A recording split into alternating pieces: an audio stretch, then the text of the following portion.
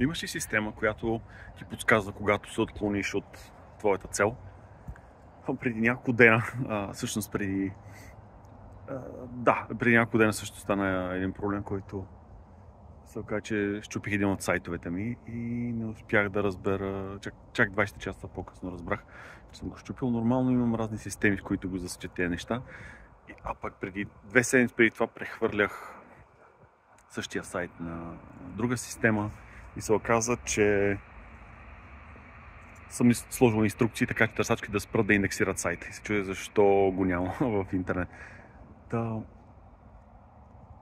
Този опит научих колко е важно човек да има система, в която да му подсказва, когато се е отклонил от целта или когато е направил някаква грешка. Грешката е хубаво нещо от това, че предприели сме някакви действия, обаче някакво предположение не се е оказало правилно и се е случила някаква грешка. Даже понякога повечето предпочитам да правя добри подобрения на моя софтуер, дори да се случват разни грешки. В повечето аз успявам да ги хвана, някои от моите клиенти ги хващат, са доста търпеливи и ги казват.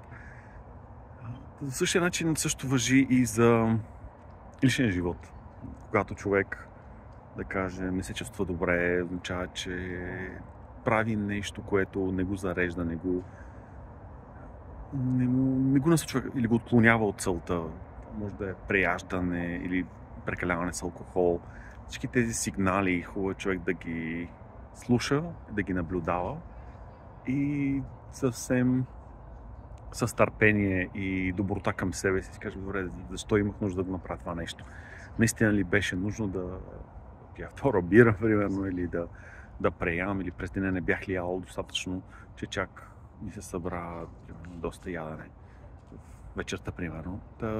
Всеки е различно, но хубаво, като идея е хубаво да наблюдаваме за разни сигнали и да имаме някаква система, която ни сигнализира, когато се отклоним от пътя.